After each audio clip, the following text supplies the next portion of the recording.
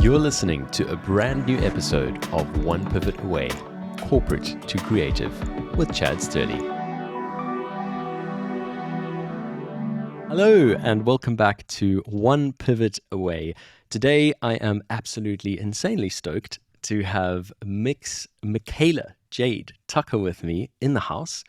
And I suppose just before we get started, just as a reminder, this is obviously the Corporate to Creative podcast.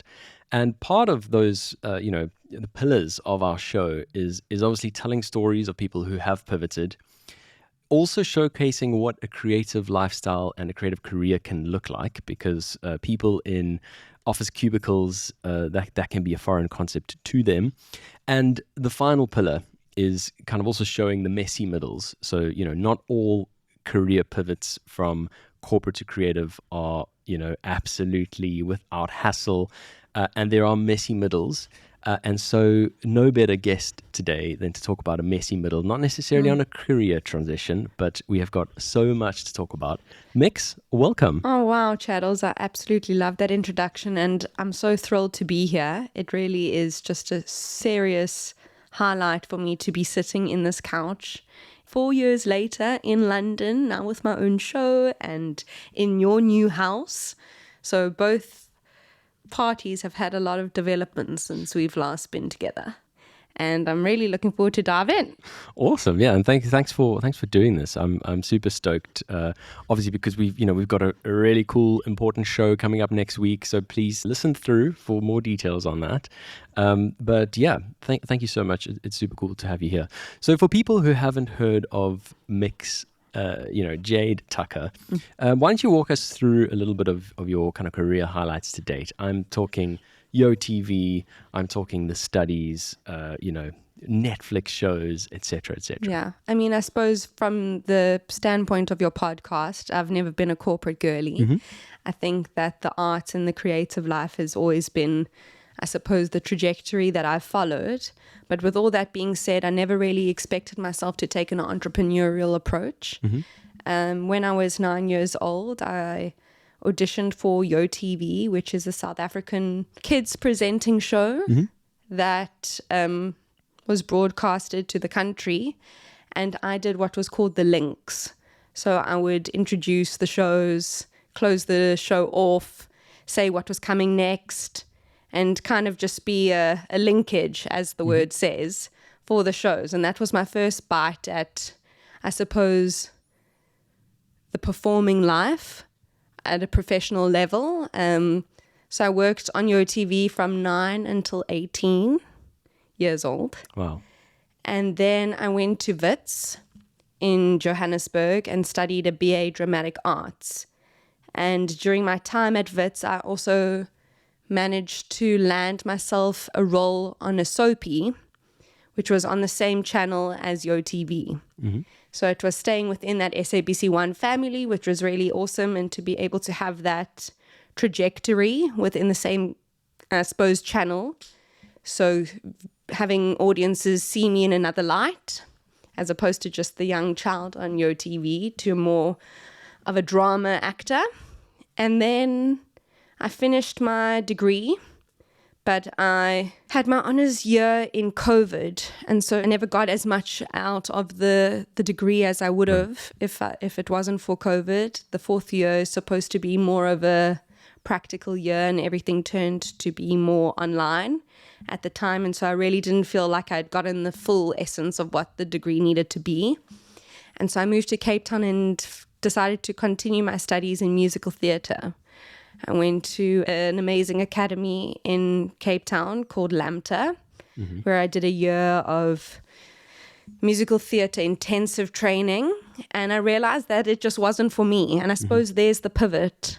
I really had always expected myself to be a cat, like in Cats the Musical. Right, okay. But when it came to actually getting dirty in the work, it just really wasn't what I had envisioned for myself going forward. I just didn't like the agency that I was lacking as a result of being, I suppose, a chorus member and just following in line and listening to various steps and directions that I had no input in.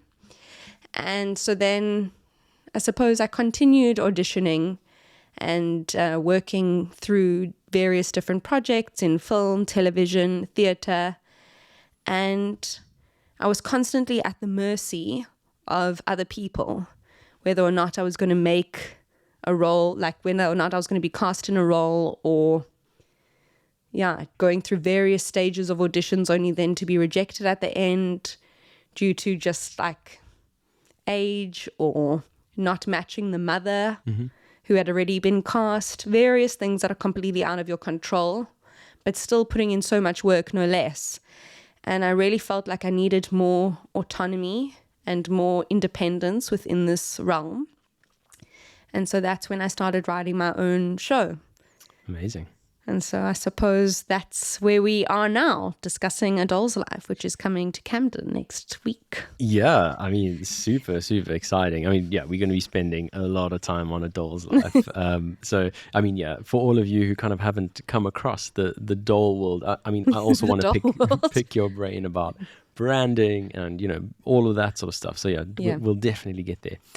But just in terms of sort of up to there, so obviously, as a young kid on YoTV, I mean, live TV is, renowned to be really difficult. You've got to think on your feet. You've got to be sort of with it. And so, yeah, I mean, how was that? How was that? Or is it just all that you knew? So, I mean, you definitely progress. When I first started, I was only doing the pre-recorded links, which was very short 30-second intros and outros.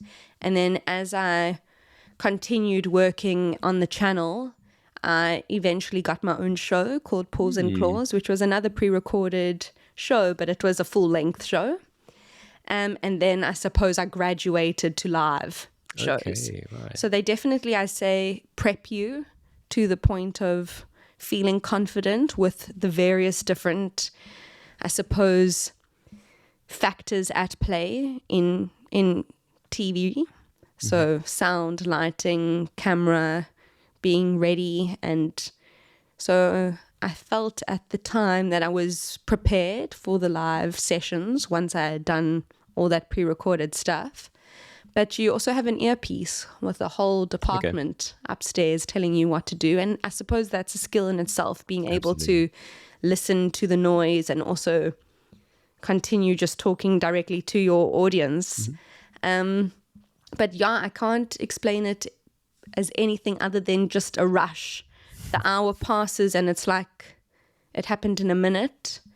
And it was just the most electrifying feeling.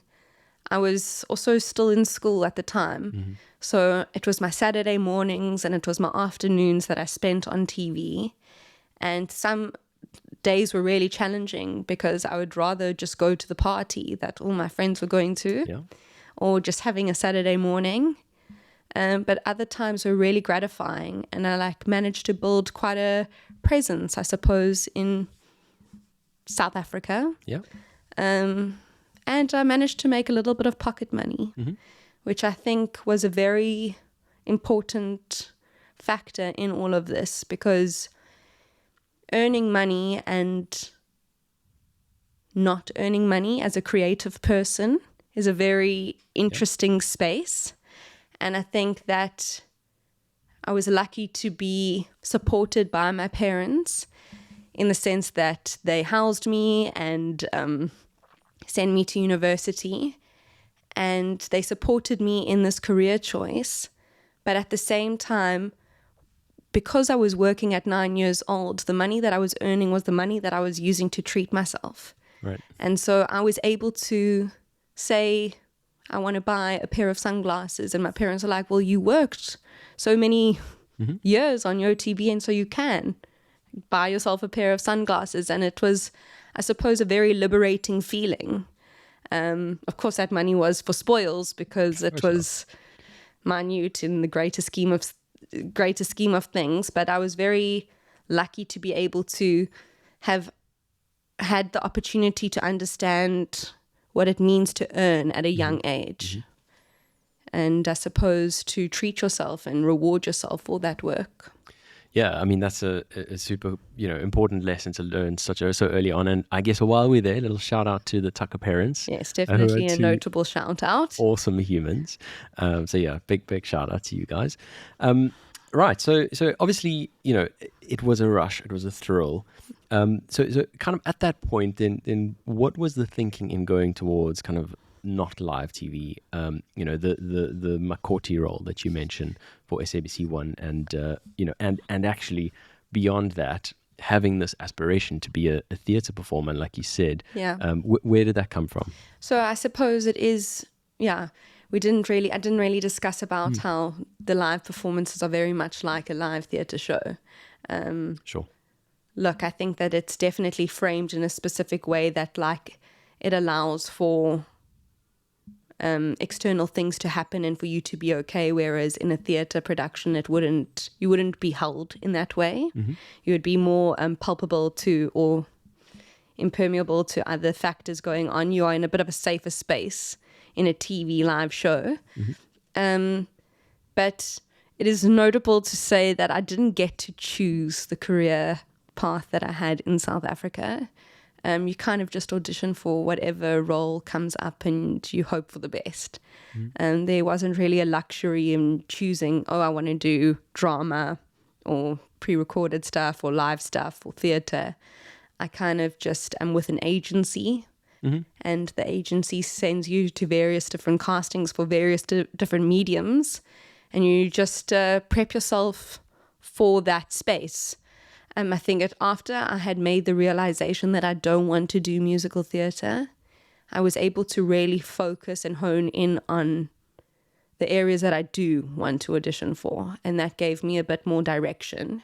But otherwise, you really are open to so many different types of roles, and it's hard to, I suppose, hone in on certain skills when there is such a large variety that you are auditioning for. So yeah, I don't really have a preference as a result. I like actually dipping my toes in various different mediums because it keeps you on your toes. Sure. Yeah. So I'm grateful for the various different mediums that I've been able to experience. Yeah, it keeps you on your toes, and I guess keeps things interesting, right? Yeah, totally. But obviously, as you said, the going through the studying theatre, spending time, spending years dedicating towards it, and then realizing that that's not kind of what you wanted to do. You've already spoken a little bit about the kind of appeal of a creative career when you get it right, which, as you were saying, it sounds like you have done now, in terms of that autonomy and in terms of, that freedom and not being as affected by kind of uncontrollable circumstances. Yes. Different. Yeah. And we'll chat about that. But sure. But I mean, totally different to somebody sitting in an office cubicle, who has to be there 9 to 5 every day. Yeah. So tell us about kind of an average week for you. I mean, you also are a fitness instructor. Yes. And so, yeah, let's talk a little bit about that. I suppose another pivot. I suppose there's various pivots happening simultaneously. The fitness world that I'm a part of allows me to have some structure and stability amongst all of the chaos and unpredictability that comes with acting and just producing. Sure. So I'm very grateful for the structure that I have with my classes that I'm committed to every week. And it's the same classes week by week unless I have any additional subs that I'm doing. So I teach about 15 classes a week. Okay. Yep. Across the days. And it's usually early in the morning and then late in the evening. And I suppose I have around from 11 a.m. until about 4 p.m. free. And in that time, I am either prepping for another class, because you must never underestimate the amount of work that actually really goes into fitness and creating a class. And it is a bit of a performance in itself. And so it's definitely very beneficial for my acting world. Yeah, and can attest. I mean, I've been to one of those reformer Pilates classes in Cape Town. And I mean, mix just takes, you are properly commanding and I mean, amazing. It definitely brings out that performative side. Yeah, and it also just, I suppose, keeps me in check as a human. Sure. Making sure that I'm keeping healthy, that I can arrive for my clients in the way that I need to, that I'm, I suppose doing my own daily exercise as well and keeping fit. So I've got my classes, and then I'd say from around 11 to 4 is my creative space, and it looks different every day. I'm a very B-type person, so it's not easy for me to follow the same routine every day. I actually find myself in a bit of a creative block if I do that. Okay. But it also just depends on what's happening at the time. I'm also still continuously auditioning for various different things. If there are roles coming up, I'm prepping for those and then shooting them or going to the studio space to audition. But if it is just my own dull show that I am working on, depending on whether I have a show coming up, I'm busy exploring marketing ideas and ways of collaborating with different brands to help with that marketing. Or I'm writing a show, or I'm looking to book the next theatre. And so there's moments of more intense day-to-day activities and moments of more, I suppose, reprieve and allowing for writing to happen and more creative outlets to have a space. And like recharge time as well, I'm sure, Yeah. I mean, Definitely. I'm definitely watching a number of TV shows during the day, which I like to say is research, but my boyfriend will say otherwise. But I think that for me, watching TV, watching films is a way that I am just exposed to different types of storytelling, which informs my work. Absolutely. So yes, and it is just entertainment as well. Yeah, but I mean, I suppose like core to the creative process is allowing yourself that space and that unstructured time. I mean, a lot of people say, walking without an agenda, without a podcast on the background. Yes. A lot of people say like a lot of creative ideas come in the shower and around water, and so it's a matter of having space. Yes, I'd say. So we don't need to fill each of those moments with productivity, and you certainly don't need to feel guilty about watching TV at 3:00 on a Tuesday. Absolutely not. Okay, so let's talk then about that 11 a.m. to 4 p.m. Yeah. And what it has birthed, which is this incredible show. So Doll's Life is what it's called. Confessions of a Quarter-Life Crisis. Yes. And I mean, this is a hit success by all stretches of descriptions. I mean, 40 sold out shows, 8,000 people who have seen it across South Africa. Yeah. And it's now, coming to London. Yeah. So 2 shows next week in Camden, right? That is on the 14th and 15th of July. So tell us about the show. Tell us about what inspired it, and get us up to date. Okay, so the quarter-life crisis happened about 4 years ago when I was in London. Well, I mean, there were various different situations happening simultaneously that made me feel like I was in a crisis. And one of them being that lack of agency within my career. And I definitely felt that I needed more, I suppose, control over my life. And in doing that, simultaneously, I managed to get myself out the crisis and build a new career for myself. Yep. And that happened to be the show. Amazing. So I suppose it was just a bit of a life imitating art imitating life situation. But it took some time for me to realize that what I was going through would actually be a great story to tell. You kind of sometimes just sit in your shit, for lack of a better word, and then I suppose just let something else roll on. And I decided to rather focus on the shit as it makes for a great story. And I had known that I wanted to do a show, but I couldn't quite put my finger on what I wanted to tackle. And I suppose there's no greater thing to talk about than yourself. Yeah. Or no one that you know more, I suppose, or hope to know more. And I had done quite a lot of self-discovery at the time, and I felt that I was ready to write about what I had gone through. And comedy is my favorite form. I suppose it's where I sit more comfortably as an actor, And so it was given that I would be doing a comedy show. I think that my tone is just quite sarcastic and comical and just a bit wacky. And so there was no real chance of it being a drama. Right. That being said, there's definitely some more dramatic themes and more heartfelt moments that do lend itself in the show.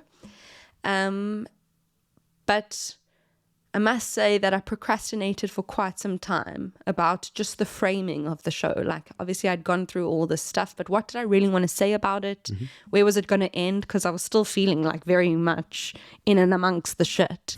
So I didn't feel like there was an ending, really, because I was still experiencing all that I was writing.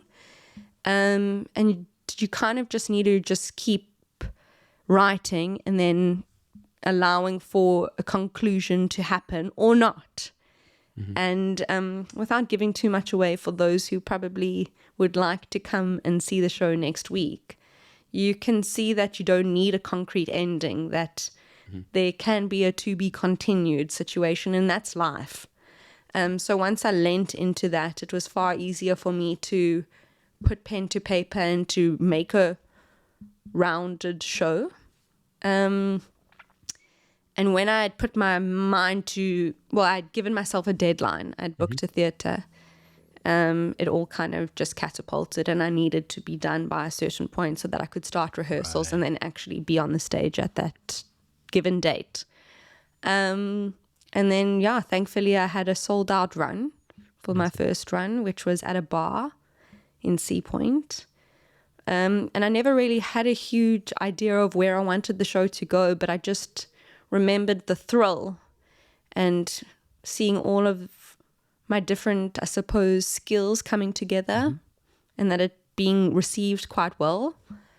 I knew I wanted to continue. And then, I suppose all of the different runs have happened quite organically thereafter.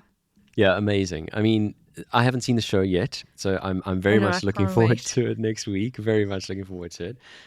But I think just, without obviously going into the show too much, like you say, no spoilers here for those who are coming next week.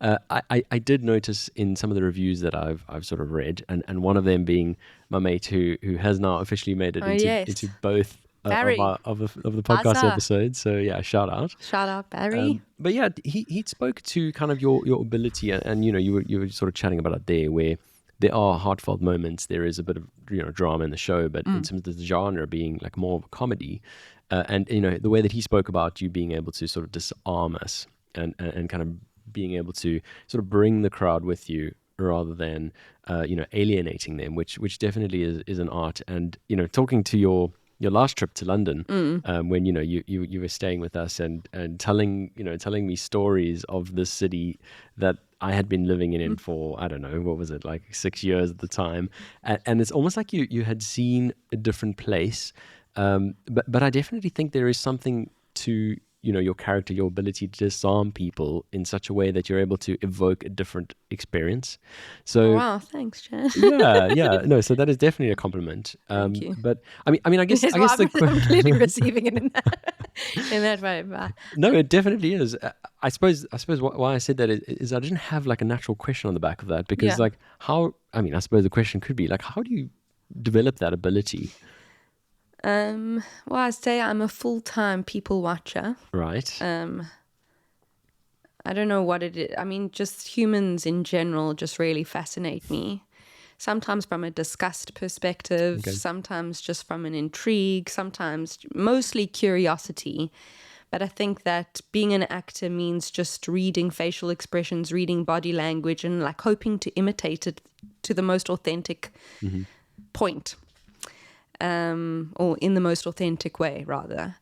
And so I'm constantly, I suppose, subliminally watching people and then taking in that feedback about where they probably came from and making up stories in my brain about how do they get to the tube on this Tuesday morning in the way in which they are presenting themselves. Yeah. And I find humor in it, because at the end of the day, the human condition is really unpredictable and actually just hilarious. And I like to I suppose, find my entertainment in the everyday. And then being able to put that on stage as well is just, I suppose, a treat for me. And then hopefully people will have the same kind of enjoyment that I receive from watching other people in watching the show. Yeah. So, yeah, I suppose that's a special interest of mine. Yeah, no, it makes sense. I mean, there's definitely like an openness there to people, to reactions, to, as you say, taking in things around you, and kind of an ability to not, be so serious. Yes. Because that's something that, as you know, I'm very much a victim of. So, it is. I suppose that's why the crowds who have been coming to the show have been enjoying it so much. It is kind of a different take on what otherwise is serious. Yeah, events, and I right? suppose it's like being confronted with truth. Yeah. Often people try to disguise themselves or, make up a story or have a bit of a filter or a mask. Mm-hmm. But seeing truth in front of you can be daunting and confronting, but it also can allow you to breathe a bit. Because if someone else is seeing that kind of truth, you can let your guard down, because it's not just you, it's everyone who is going through these things, these sticky moments, these uncomfortable situations that I speak of about myself in the show. And I think leading into my truth allows people to be more comfortable with their own, I suppose. Yeah. Yeah, absolutely. Well, I'm looking forward to seeing it for sure. Thank And you. yeah, if you are in London and you are available, please do. There aren't that many tickets available, so as soon as you can, lock Yeah. it in. But Camden People's Theatre, 14th and 15th July. So let's talk about we've covered a little bit about the show without giving any spoilers. But the brand.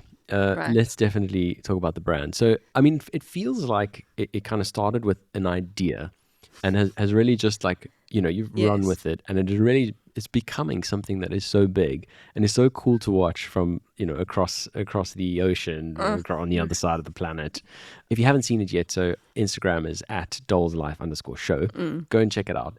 And as I said, this brand has become merch. It's become collaborations, working with other brands. So tell us a little bit about the process of building that, and and some of the thoughts behind why you're doing it.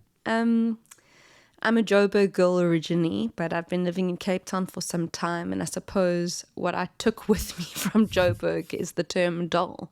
Not many people in Cape Town had heard of the endearment term doll, Right. and so when I arrived in Cape Town and started to refer to everyone as doll, it was quite a humorous thing, and it actually caught on quite a bit. And then everyone just started calling me doll, because maybe they thought that was my name, or just because it was so different to what they had usually been calling people, as opposed to babe or whatever. Yep. And it's flirty and it's sweet, and it's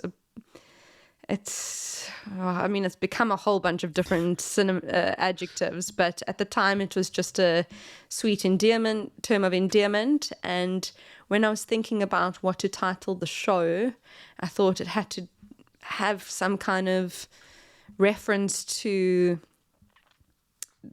what everyone had been calling me during this time, which is what the story is about. There's also a very well-known play called A Doll's House. Yeah.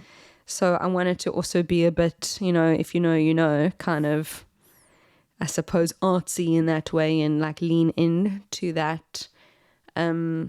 That Guys and Dolls is another one. Right? Yeah, there's a few. Yeah. But the themes of A Doll's House is about a woman being, I suppose, in a cage, in a dollhouse, and lacking autonomy. And I was kind of trying to tip that on its head, because I was quite outspoken, and so I had a bit of, Okay. Yeah. bit of an artsy way around it. But yeah, I suppose the umbrella of doll then brought A Doll's Life, and now there's merchandise and various different collabs that are happening under doll.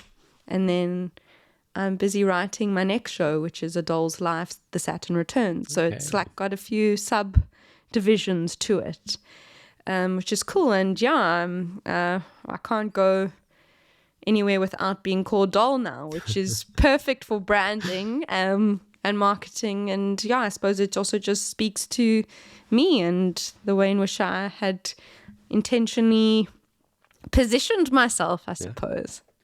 No, I mean, it's totally taken off. So yeah, whilst I can detect maybe a little bit of fatigue because, everyone calls you doll. No. It certainly is. It's taken off and it's really catchy. And as I said, you've like really leaned into it. I think there's a lot of things to be said about the amount of effort as well that you're putting into all of your endeavors. I mean, just before we started recording, you're about to post something on social that's been specifically edited, curated, and is another collab, right, in London. And so, it kind of just showcases a lot of the effort, even while you're here on holiday for all intents and purposes, while, yes, you're working next week, constantly sort of on the grind and keeping the finger on the pulse to get things going. But yeah, just in terms of the brand and the potential for the brand, where do you see it going? Well, everything thankfully has happened quite organically, and I'm a lover of nice things, so I suppose I kind of create things that I would wear myself or want to purchase myself. The idea of merch, I mean, it is merch, but it's more just things that people can wear every day, use every day, and it's got a nice leaning to the show if you had seen it, that it could be a nice memorabilia.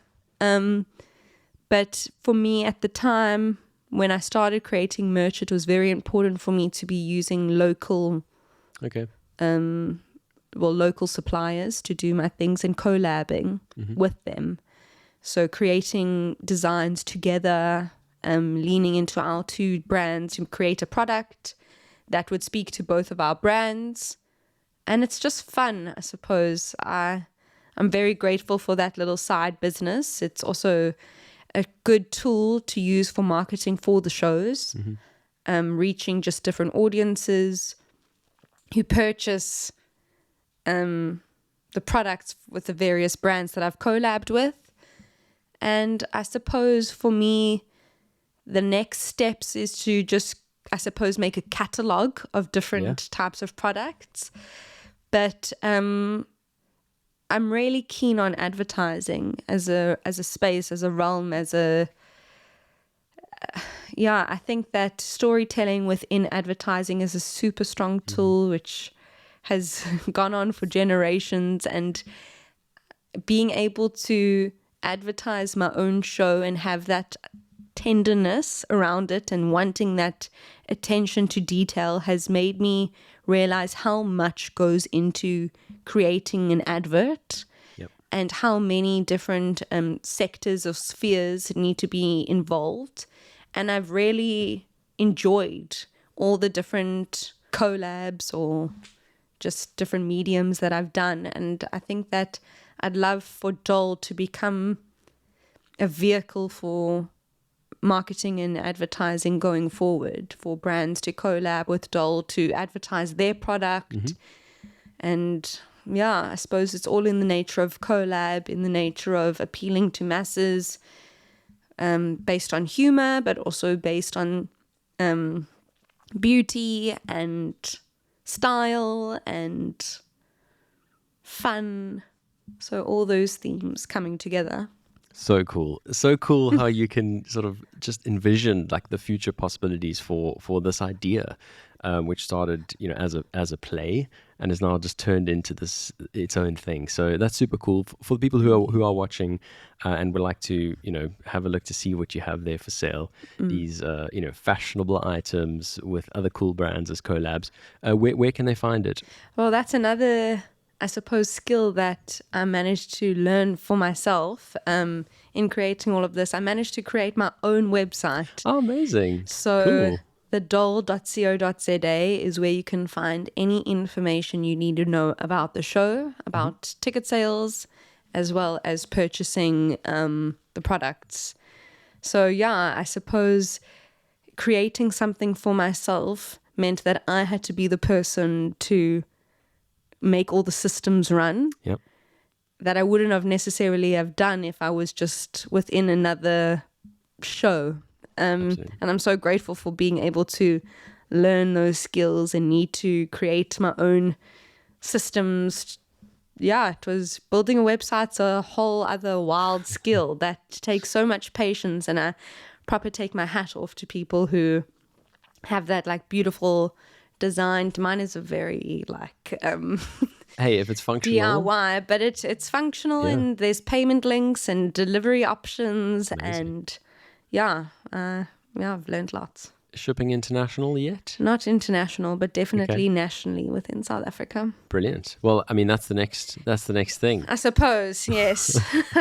I brought a whole bunch of stuff with me. Oh, cool. Now, so if you want to buy something while I'm here, I've got my shop with me. I'm a traveling shop on wheels. Super cool. So there's another show coming, which is also very exciting. Yeah. I think the question that I did have is for those who will have missed kind of the final run of the show. Right. Will you be thinking of putting out a recording, like come time to, your second show? Do you need to have seen the first one for the second one to make sense, or is it kind of a piece in itself? It will be a standalone show in its own right. I'll definitely, I suppose, speak back to different experiences that maybe were the cliffhangers that I had touched on in the previous show, but it will still be very comprehensive to people who haven't seen the previous show. But I think that my main goal is to have a series at some stage. Amazing. So with all the stories coming together into like maybe an 8-part mini show.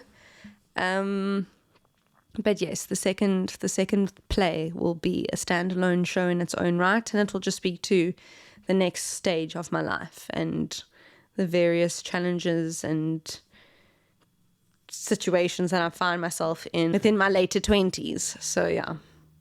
Brilliant. Well, yeah, keep your eyes posted for that. Very excited to see that. Kind of as a final message just before we leave everyone. Yeah. For those who are, as I said, sitting at a cubicle, who have aspirations of living a life that's a bit more creative, who would like to kind of escape the cubicle, get to kind of that autonomy that you spoke about. What kind of message would you leave them with, just in terms of what's possible? It definitely seems like you're a mover and a shaker, and you go from concept to actual real tangible creation. So yeah, in terms of that step to getting out of our own heads, what would you say? I think that you underestimate how much you can get done in a day. Obviously, putting exhaustion and natural responsibilities and day-to-day life aside. But I mean, if you put aside maybe an hour or so a day to just lean into your creativity, whether that be free flow writing or whatever creative outlet that you are leaning into, to just practice that creative outlet for at least an hour a day, and then allowing for it to compound in the amount of hours that you've given it. I mean, they always say that, what is it, the Eiffel Tower wasn't built in a day, but the idea is to not have an Eiffel Tower, because your style and your creativity will change with you. And so without thinking of having a final polished product, I mean, there are so many things that I've done with the doll's life that I suppose jumped into and never made it with the finesse that I'd hoped, but I just had to get something out there. And over time, I've been able to finesse it and to perfect certain things and my delivery of certain scenes in the show. But if I never just lent into it and gave myself, I'd say giving yourself a deadline to do something is also the biggest motivator you can give yourself. Like make a target, make something happen that you need to arrive by that date to deliver something in whatever way that can be. If that means that you want to launch a website, give yourself a date to have it done by, so that you can keep the muscle moving, and not striving for perfection. I think that as creatives, you always want to have something beautiful. But I suppose beauty is in the eye of the beholder. Anyway, it's so subjective. And so you just need to get something out there, and then the finessing will happen at a later stage. And yeah, so no perfection, and also just constant working of the muscle. I mean, the perfection is a super easy trap to fall into with, comparison on social media and stuff. Yes. So it's a refreshing message. Oh, on that note, sorry, and I think that this is actually quite valuable to say. I have someone who helps me with my social media in editing and just content creation that I know that I don't have the skill for, or at least I don't want to spend my time there. I have the conceptual ideas, but the execution isn't a skill that I'm wanting to, or I suppose I don't have the skill that she has. And I think it's so okay to outsource help. And it also allows you to bounce an idea off another person and lean into a more of a collaborative process, which is feeding your creativity. So I don't think that there's any shame in outsourcing different skills that you potentially don't have time for, or just aren't that qualified to do.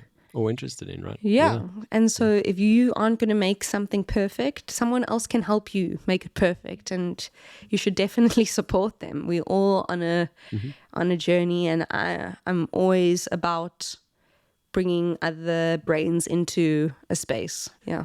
Brilliant. Well, Mix, thank you so much. We have been, you probably haven't seen or felt it, but we are baking up in a heat wave in the UK at the moment. So thank you for kind of putting up through with this. Thank you so much for having me, Chad. And I can't say how much I appreciate being here. When I was here 4 years ago, I was a complete fraction of myself in terms of my self-discovery and just confidence, and you definitely held my hand through a very dark time in my life where I was super vulnerable, and I really appreciate you always supporting me and always holding my hand through various sectors of my life, from a professional level to a personal level, and I highly, highly, highly admire you and all that you are capable of. And yeah, I'm really loving this pivot that you are having in your own life, and it's inspirational, and it's necessary, and I can't wait to see where it takes you and where it will take us. Oh, amazing. Thank you so much. Thank you for having me. Very emotional there. Thank you. It's very warm in many ways. Indeed. Yeah. Indeed. Well, thank you again. And if you can, go watch a show at Camden People's Theatre. Otherwise, do follow Micaela at Michaela Jade Tucker on Instagram for all things Micaela. Doll related. Oh, and Michaela related. They're synonymous. Thank you, Chattels, for having me. Thank you. I'm building this podcast as much for myself as for you as I navigate my own pivot journey. If you found value in today's conversation, please hit the subscribe button. By subscribing, you're joining a community of people who are choosing to prioritize fulfillment and passion over the safe bet. If you know someone, a colleague, a friend, a partner who is currently buried under spreadsheets and needs to hear that there is another version of their life possible, please share this episode with them. I'm Chad Sterley, and I'll see you in the next episode for another story of someone who found the courage to make their pivot.